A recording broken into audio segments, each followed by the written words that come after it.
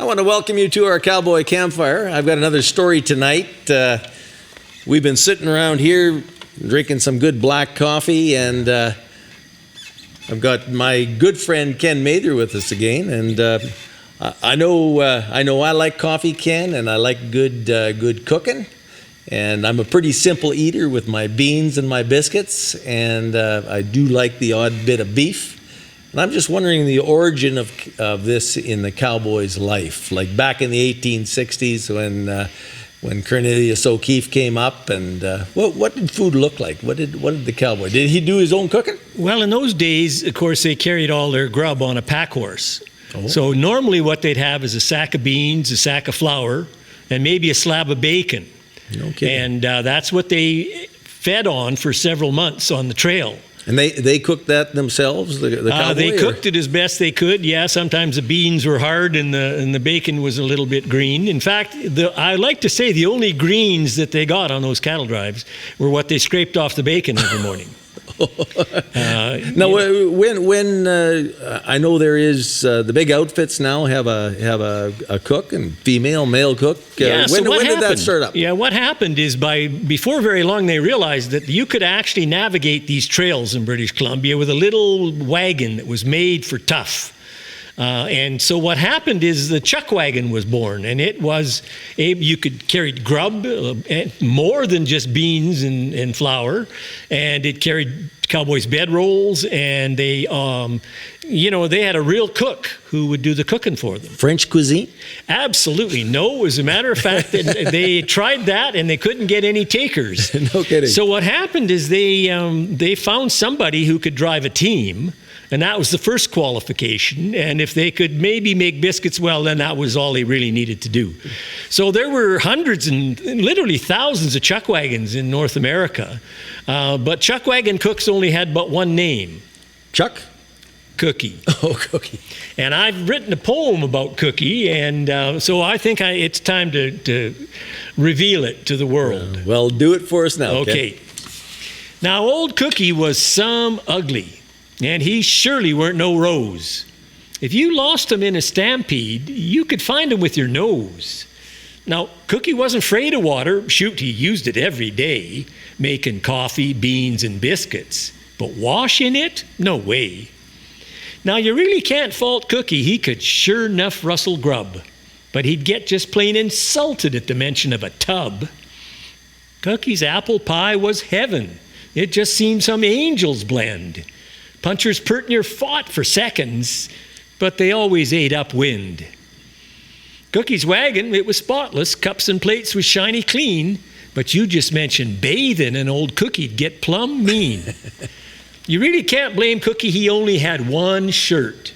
We never knowed which parts was cloth and which parts grease and dirt. One day I roped a skunk for Cookie, just did it for a joke. When I drug him up to Cookie, well, I thought that skunk would choke. We lost old Cookie that year at a crossing on the Platte. Chuck wagon tipped in midstream. We only found his hat. Cookie never learned to swim. A fact too late found out. But I always thought if watered right, old Cookie'd probably sprout.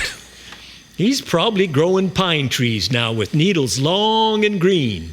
He went through life in one old shirt, but he met his maker clean. Well, it's one thing I know. Thank you, Ken. That's You're welcome. Excellent poem. One of the things an adage or a saying, a quote directly from Cookie: "The coffee's ready when the horseshoe floats." I wrote a little song. It's called Cookie, and it goes like this: "Wakey, wakey, rise and shine. Here's Camp Cookie's early warning. Like a rooster out on the open range, get the cowboys moving before the sun is rising. Give them that meal that they've learned to recognize. He cooks biscuits and beans and strong black coffee, made from the grounds he used a week ago. Them biscuits are burnt and the beans are always pasty. Coffee is ready when that horseshoe floats. Well, old Cookie, he's a strange one. He always packs a 6-gun. Apron, it's a flour sack tied on with a twine. He cusses and he spits some, rarely seen the bathtub. He must be lacking sleep, 'cause he's grouchy all the time.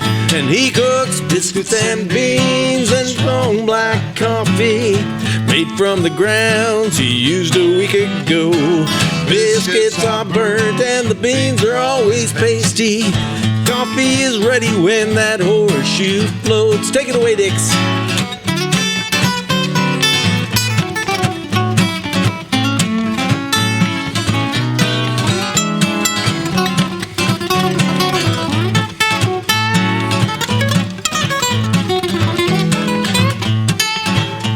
Well, one thing is for certain, don't complain about his cooking.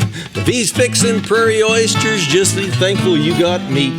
When you're hurting, he's a doctor. He'll mix up some concoction.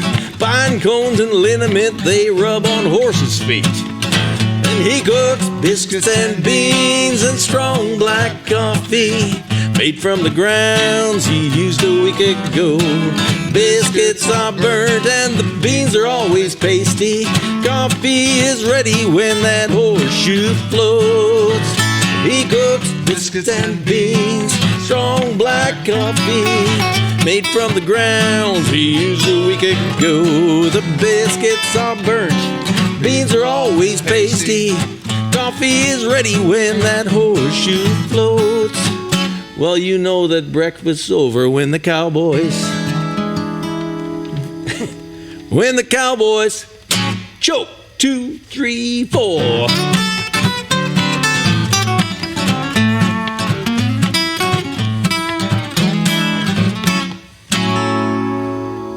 Little Camp Cookie.